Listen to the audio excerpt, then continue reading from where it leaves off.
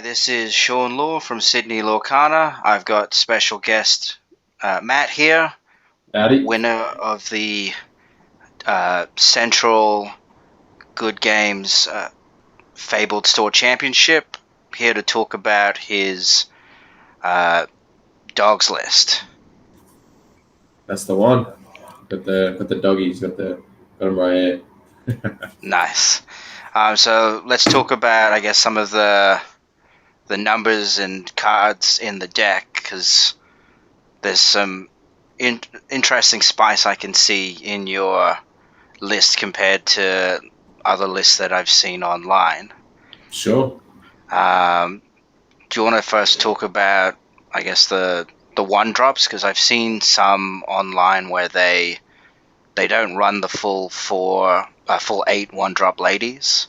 I think Yeah. maybe to conserve the uninkable count.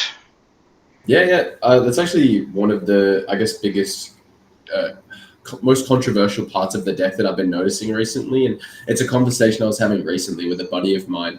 He was on like you mentioned, the 4-2 line where they play two less of the uninkable lady, but sort of the spot where I've reached with that is shifting lady on the draw against mostly purple steel, which is your worst matchup, or even amber steel to fight back the board is one of the best things you can do on turn three, especially when you don't have that big 7-cost tramp where you're wanting to go ink, play a 1-drop on turn 1, ink, play 2 1-drops on turn 2, 2 1-drops on turn 3, and then slam a big tramp on turn 4. It gives you, I guess, an alternate line where you can play a daisy on 1. You can now play 2 ladies on 2. You're more likely to play that. And so against decks that are setting up strength with Troubadour early, or they have fire the cannons removal, you're more likely to get that shift lady off. And I guess throughout the day, the shift lady was really powerful for me. Uh, the games went a little bit weird, but I guess having those 22 1-drops gives me the best chance of opening those 5 1-drops into the big tramp. And I really like that lady. I mean, she quests for 2. She's a 1-2. Bricking on uninkables is really challenging when you're only going up to 2 ink, maybe 3, like every so often. But a lot of my games, I think I played 2 full sets of best of 3 where I didn't go above 2 ink. And so it didn't end up being a problem. And she was pretty good all day.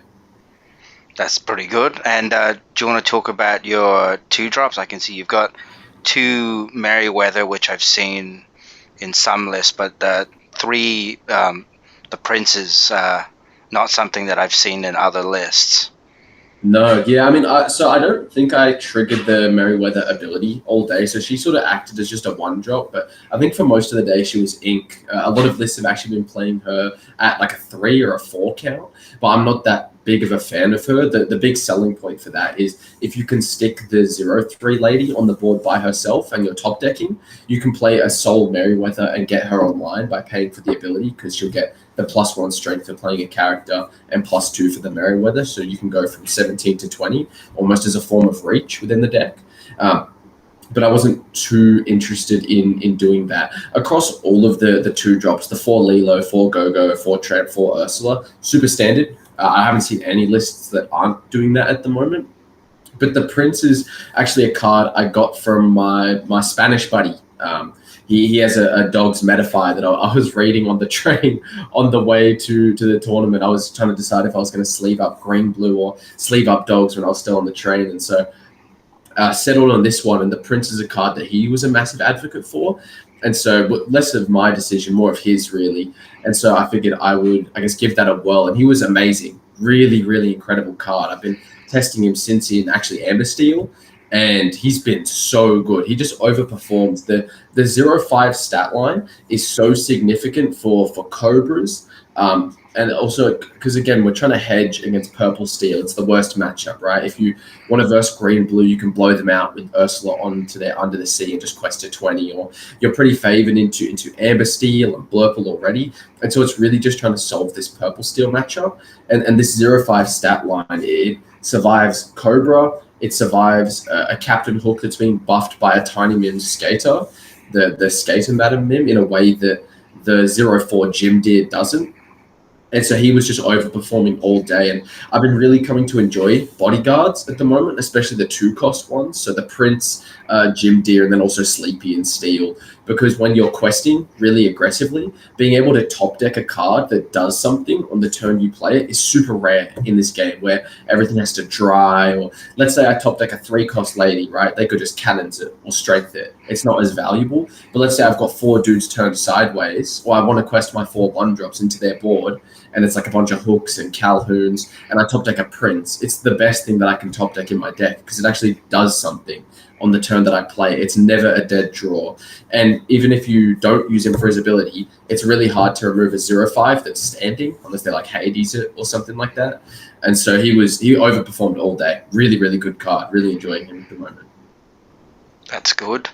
Yeah, I mean, I've seen it in Amber Steel bodyguards, but yeah, that is a good point, that it's a very annoying body to get rid of.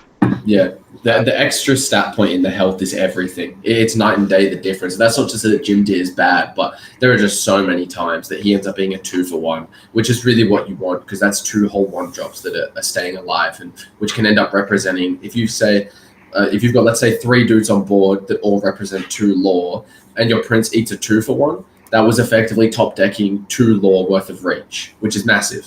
It's massive. Yeah. And I can see also with the tramp, I've seen some lists where they're not running the full 4 of the shift tramp. Yes. But I can see that you've got, I mean, his ability is pretty strong, and since there isn't really much removal that can get rid of a 2/8 unless it's already exerted, or you have to play like a Hades or something, it usually requires multiple characters to take down. How did you find running the full playset? It's funny that you mentioned the turning sideways thing, because I had a revelation today, actually. I was talking with one of my buddies who's planning to take dogs to Milwaukee. Today was the day that I realized that Tramp doesn't have to be exerted for his ability to be online. And so I played him at the tournament, and I kept questing him because I thought he had to be sideways to do his ability. And so he would get 2 tapped, and I would draw 1 card, and I'd be like, bro, this card sucks. And so the list that I have now, my slight adaptation of this is actually cut him back down to 2, because I figured I'd just play 4 and test him out and see how he goes.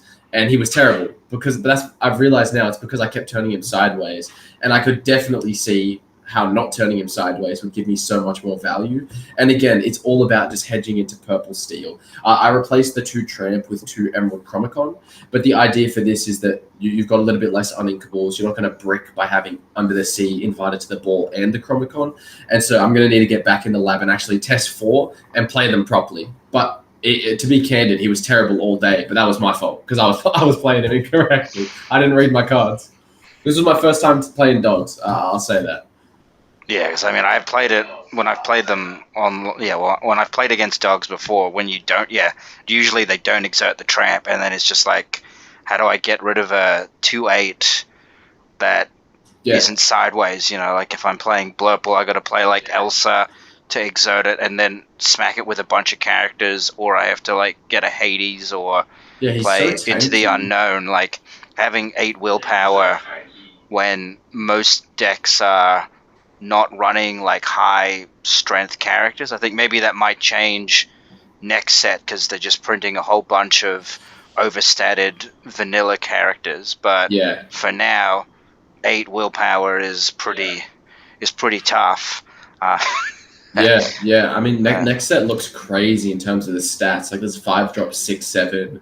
And there's like 3-drop 4/4s and stuff. Like Scrooge McDuck in Sapphire, the uninkable 4-cost 5/5, was one of my favorite cards because of his stats. But now there's going to be like 3 drops with the same stats as him. And so it's definitely a crazy direction that the deck is going. But yeah, 2/8 is massive, and it's so hard to remove, and pairs very nicely with the Bodyguard Prince as well. Because even if they Elsa him on that turn, they now have to do effectively 13 damage instead of 8 to remove him, which is a really massive ask. Like to get to 13, you need like a Skater, a Cobra, a Hook, and a Calhoun. And if I've quested my 1-drops against Purple Steel, you want to, I guess, set up like a Shift Lady to trade back.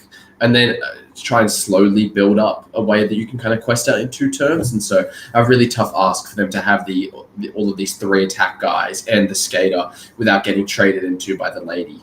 And so he was okay, but I definitely see why he would be amazing when I play him properly. Yeah, and then we'll just talk about, I guess, the one of invited to the ball. I mean, you're not really running... Well, other than Under the Sea, everything else is a creature, so Yeah. I can see that, that's probably going to hit most of the time.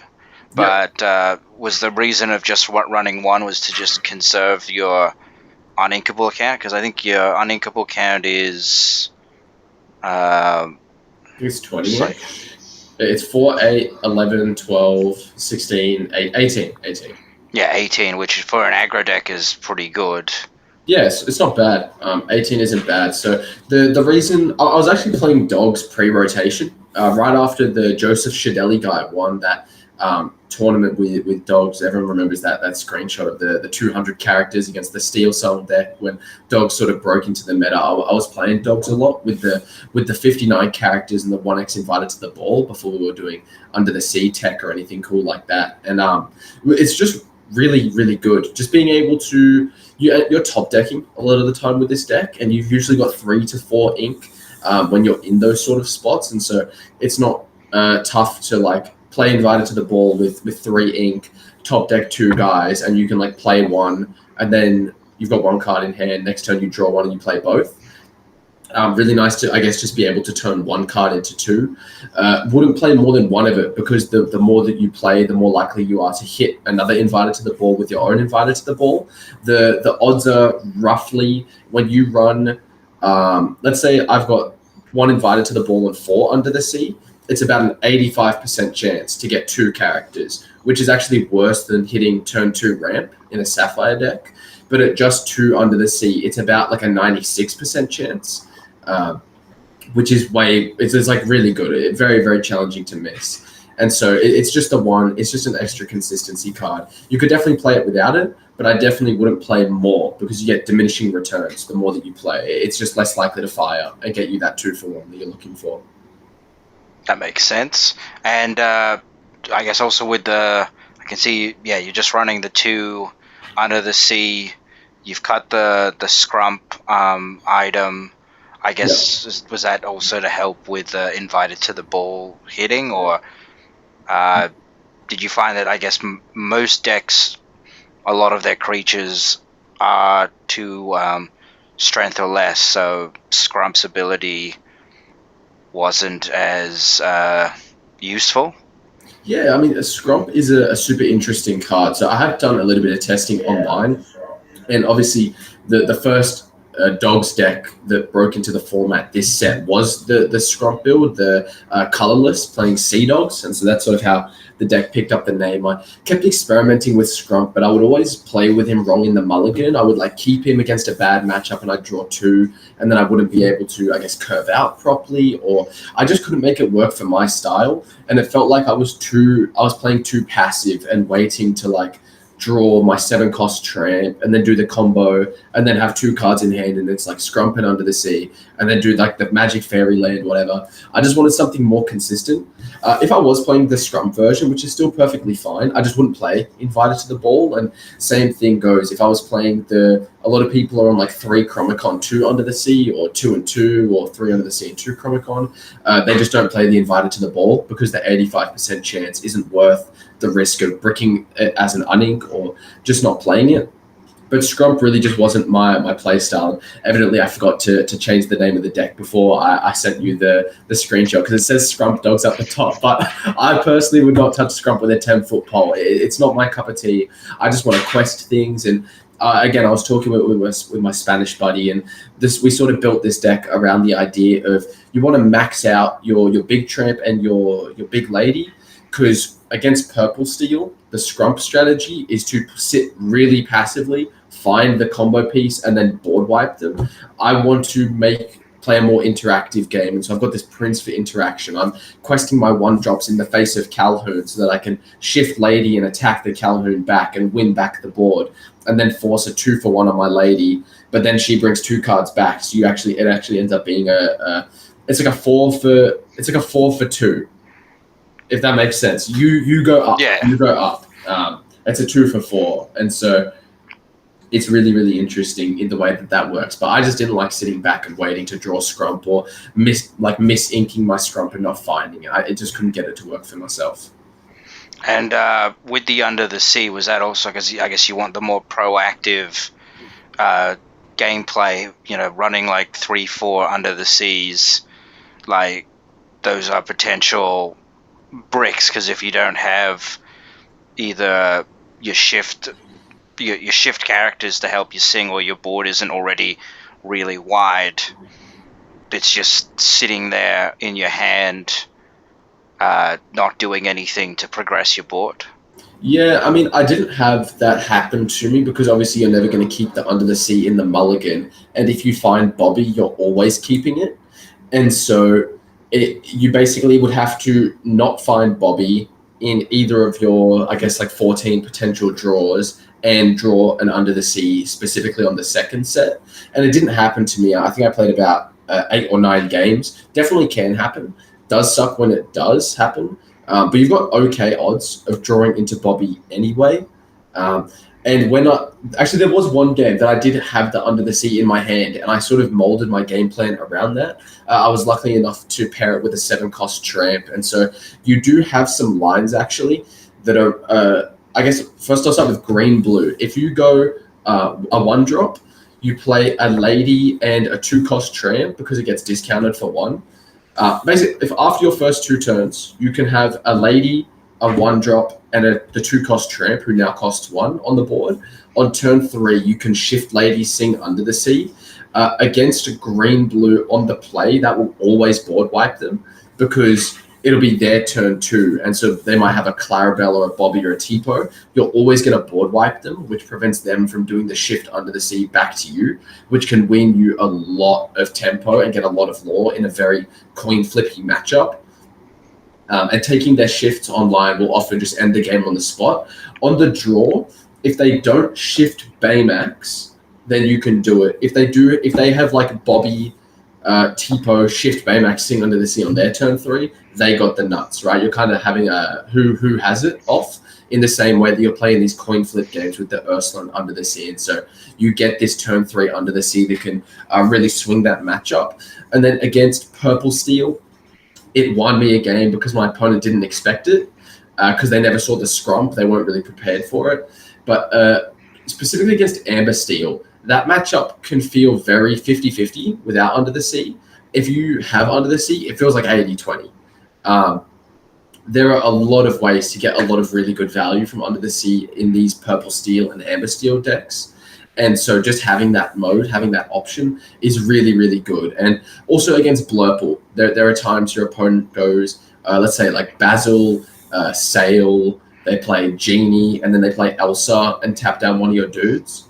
That's 5 ink. You can slam a 7-cost tramp on that next turn. The turn after they go to 6, but they're not at Hades yet. And then you can sing with your Under the Sea with a tramp and board wipe them and quest out. Normally you're applying more pressure, so it doesn't go like that. But Under the Sea has a lot of really good value in a lot of matchups, and it's not super challenging to curate your strategy around that. But just always threatening with these 4 big lady and 4 6-cost tramp to just be going shift and then Under the Sea is a really powerful option, and it can take a lot of people off guard. Yeah. And would you ever do you think 2's the magic number for Under the Sea? Would you ever consider running 3 or potentially 4? Never 4. Definitely never 4. Way too high of a brick option. The scrump lists take a 3/3 scrump Under the Sea line, which I think makes sense because you've got a way to get more utility out of it. I think 2 is probably the magic number when you're not playing scrump. And again, I want to play Invited to the Ball. It's a card I really like, and so the more non-creatures I play, the worse the Invited to the Ball gets. And if I was going to add a 3rd Under the Sea, I'd probably have to cut the Invited to the Ball. But yeah, I think 2 is the magic number. You don't need it to win games, but it can win games. And just being able to do your 7-cost tramp and find it is really, really nice. And it's a card you never want in your opening hand, because I think in almost every single game I played, I was in a position where I was eventually top decking. And the reason that is because I never had a card that bricked my hand. Oftentimes you need the perfect cards in hand to go like 1, 1, 1, 1, 1, 7 cost tramp with like one card or two cards in your hand. And so you never want to brick with it. So I do think 2 is the magic number. Yeah, well, I mean, it's also the fact that it's a sing together song, like as opposed to older formats where you could see "Be Prepared" coming a mile away. Mm. This one, it's sort of a lot harder because like all it takes is a 1-drop, a 2-drop, and then a shift, and then bang, you've got already 8 people. The 8 cost to sing it, and then it can completely. Unlike Be Prepared as well, where it was like a symmetrical board wipe, this being like a one-sided board wipe. Yeah. And then, because you've got so many multi-questers, all you really need to do is, catch them off guard with that, and then you can close the game out in like 1 or 2 turns. Yes. Yeah, absolutely. And it's a really good way to remove, like, Captain Hook is a big card that comes to mind where it's got this challenger effect. And so it's really good on one side of on your opponent's turn, but on your side, it's just a weak creature. Same with Tiny Mim Skater.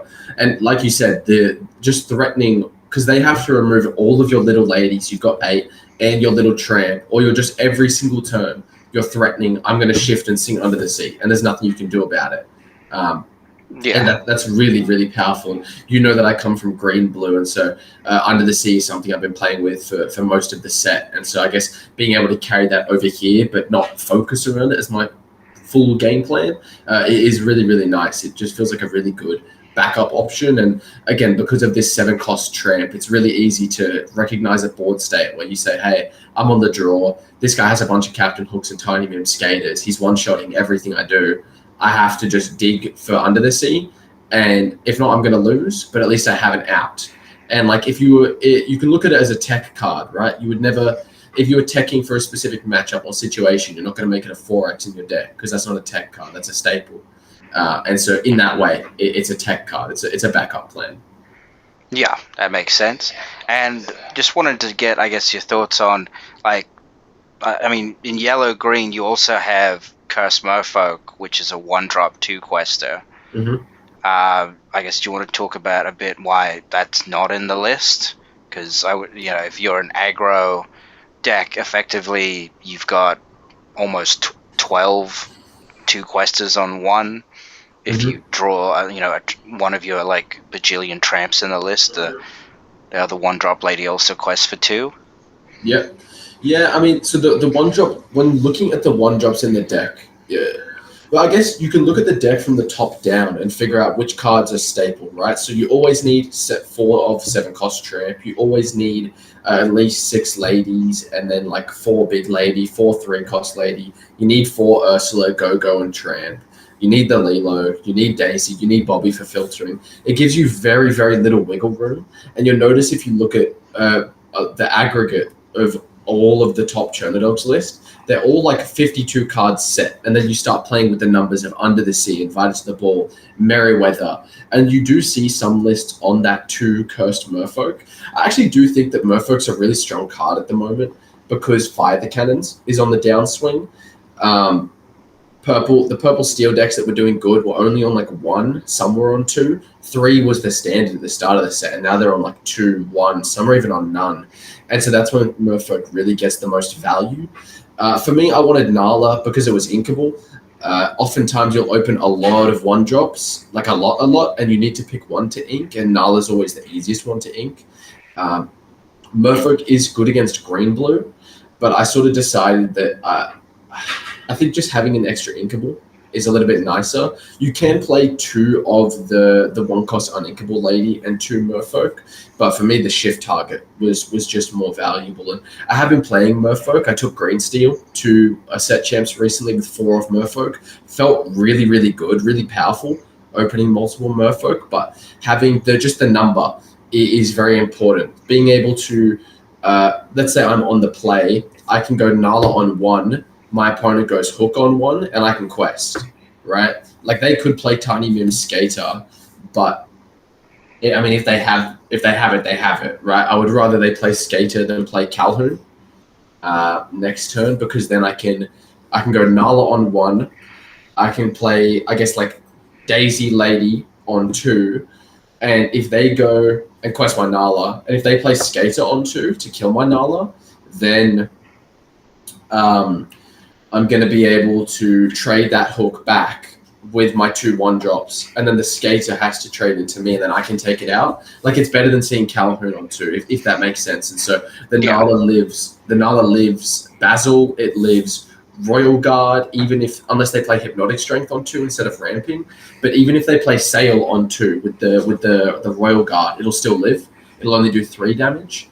And so that's sort of the slot that I'm tossing up between, and being able to get 1 extra lore now, and then live so that my 7-cost tramp costs 1 less later, which is very important. It's like the most important card in the deck is setting that up. And then I can get the 2nd lore later on. And the 1 discarding a card doesn't matter because I'm not interacting with my opponent. I don't have sudden chill. Nala always gets 1 now and 1 later.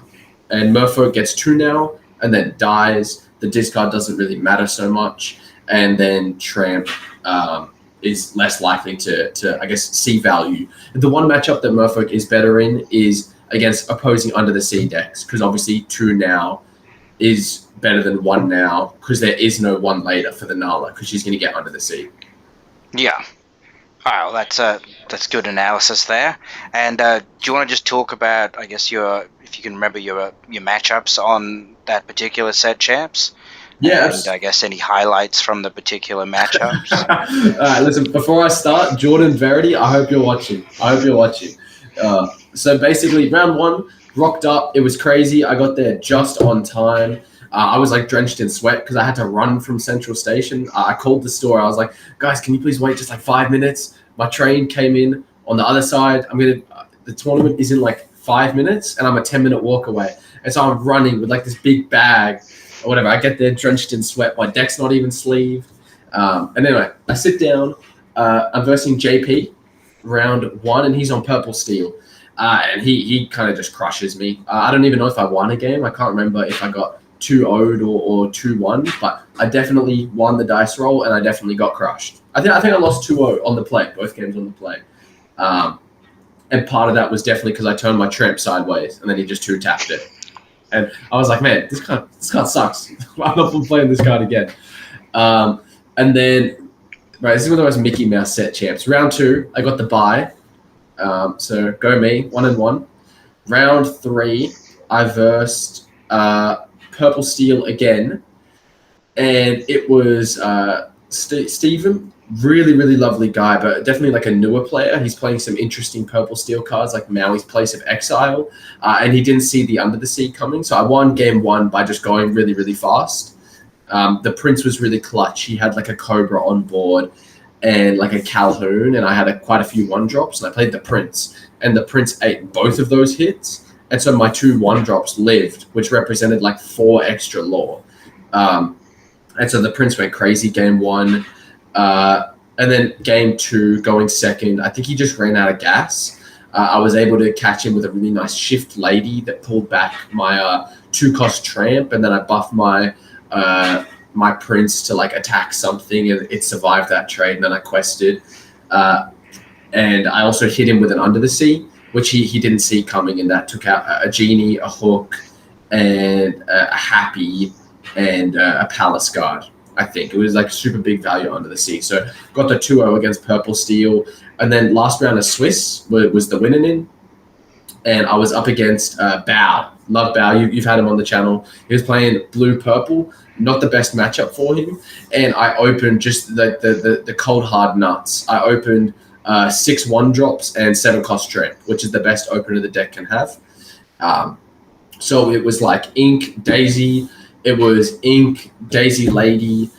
And then it was, I think it was like Lady on 3. And then on 4, it was like 7-cost tramp. And I picked up a Shift Lady, I think.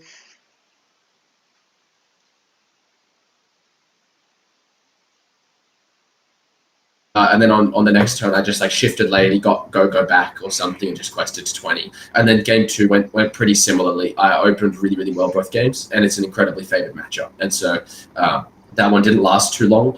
Went into my top 4 game, and that was against Blurple again, I think. Because the top 4 was me, JP, Jordan, and I remember my top 4 game was against Bao. I think that was my top 4 game against Bao. I versed a different Blurple player in the final round of Swiss, but I forget who that was. I'm sorry. Yeah, I don't recall who that was. And anyway, so moved on to the final after beating Bao, and Jordan was higher seeded than me. I think I was the 3rd seed. Jordan was the 2nd seed. No, I was the 4th seed. JP was 3rd seed. I don't know. Anyway, Jordan was going first. Jordan was on the play. He was on green-blue. Game 1, he goes Ink, Clarabelle, pass.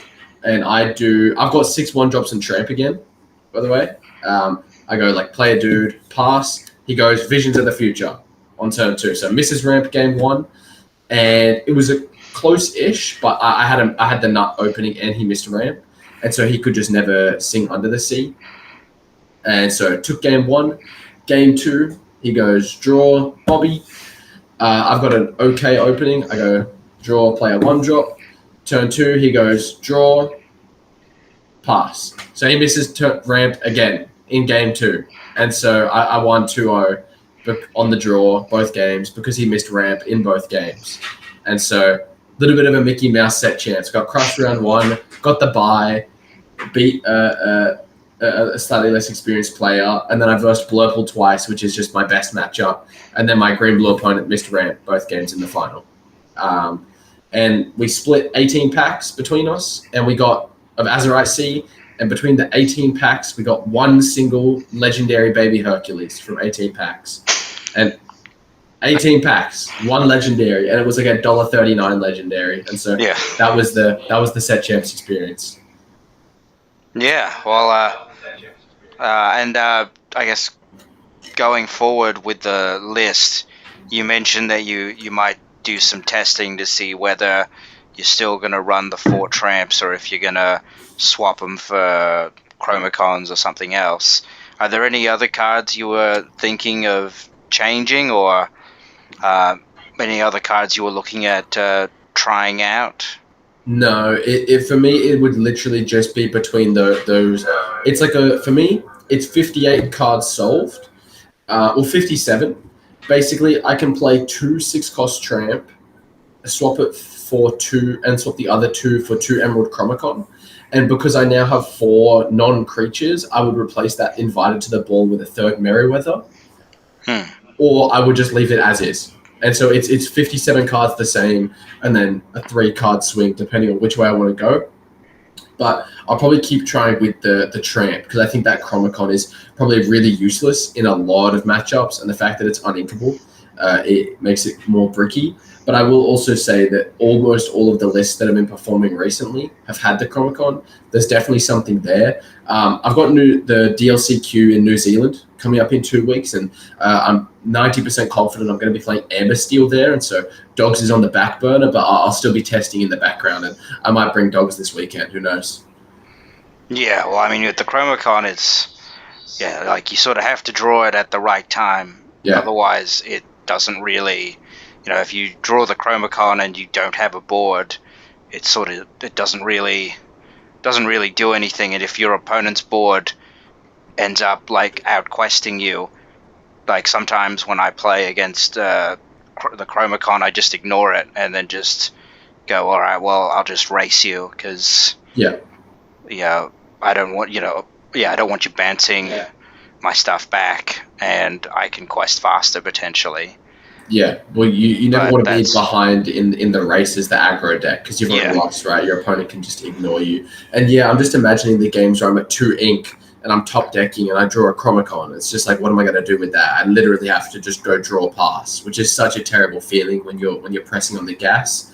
I imagine that it's incredible in the purple steel matchup. Like I said earlier, I've been playing green steel recently, and that was 4 Chromacons, and it would brick me. And I'm not saying play 4 Chromacons here, but it definitely felt rough, like you mentioned, drawing it at the wrong time. It's definitely a draw it when you need it card.